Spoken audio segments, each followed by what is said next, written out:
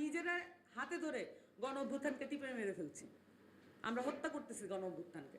আমাদের যে অন্তর্বর্তীকালীন সরকার এখন আছেন তাদের তাদের ইকোনমিক স্টেবিলিটি আনার জন্য তারা অনেক কাজ করেছেন, তাদের সফলতা মারাত্মক, শুধুমাত্র এটুকুই সীমাবদ্ধ। রাজনৈতিক জায়গায় মানুষকে আশা আকাঙ্ক্ষা দেওয়ার জায়গায় তারা একেবারেই ব্যর্থ হয়েছেন। তাদের অ্যাকশন দেখলে মনে হচ্ছে যে নিজ দেশের মধ্যে যেখানে তাদের ফরেন রিলেশনে আর্গুমেন্ট করার কথা, নেগোসিয়েট করার কথা, কিন্তু নিজ দেশের মধ্যে রাজনৈতিক দলগুলোর মধ্যে নেগোসিয়েট করে কোনো মতে নির্বাচনটা দিয়ে পার পাওয়াই যাদের লক্ষ্য, তাদের কাছ থেকে আমি পুলিশ সংস্কার তো আশা করি না। পুলিশ সংস্কার তো একটা বাংলাদেশের মৌলিক সমস্যাগুলোর মধ্যে একটা, এবং সেইটাকে পুলিশ সংস্কার কমিশনকে নির্বাচনের এই যে ঐকমত্য কমিশনের এজেন্ডাভুক্তই করা হয়নি। এইটা তো একটা বিরাট অন্যায় হয়েছে, কারণ 3টা নির্বাচন বাংলাদেশে, যেটা হঠকারী নির্বাচন, সবচাইতে ভয়ঙ্কর নির্বাচন যেগুলো হয়েছে, এগুলো তো পুলিশের মাধ্যমে হয়েছে, সেনাবাহিনীর মাধ্যমে হয়েছে। বা আমরা কি সেনাবাহিনী রিফর্মের কথা এখন আর বলতে পারবো না? মানে আমরা কি এখনো ওই আগের পরিস্থিতিতে নাম বললে চাকরি থাকবে না, এই ধরনের পরিস্থিতিতে থাকবো কিনা?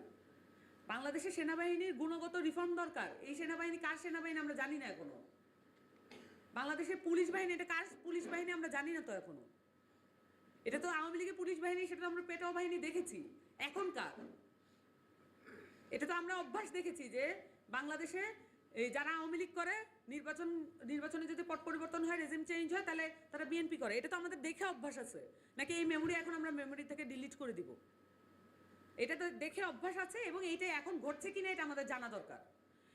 যদি ইন্টারিম গভর্নমেন্ট কোনো কিছু নিয়ে বাধাপ্রাপ্ত হয়, তাহলে তাদের প্রেস কনফারেন্স করে বলার স্বাধীনতা আছে, কিন্তু তারা সেটা ফিল করছেন না কেন? কিসের বাধা তাদের প্রতি? তারা এত নেগোশিয়েট করতে চান কেন? তারা এত টেবিলে বসতে চান কেন? এবং তাদেরকে প্রেস সচিব বলেন যে আমাদের সকল কিছু করার ম্যান্ডেট আছে, কিন্তু তাদের কোনো বডি ল্যাঙ্গুয়েজ আছে সেটা নাই। এই ম্যান্ডেটটা তাহলে কার?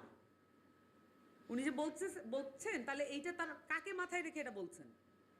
উনি কি মানে অদৃশ্য কোনো শক্তি তাকে কি বলেছে যে তোমার করার ম্যান্ডেট আছে? কিন্তু জরুরি যে কাজ, সেই কাজগুলোর প্রতি তাদের মনোযোগ নাই।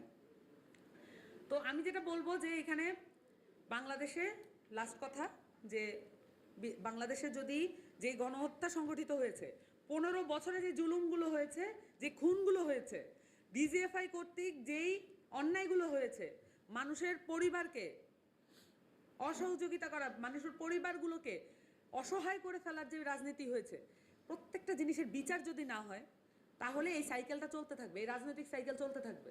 বাংলাদেশের রাজনীতিটা অত্যন্ত ক্রিটিক্যাল পুরো বাংলাদেশের সাধারণ মানুষের জন্য।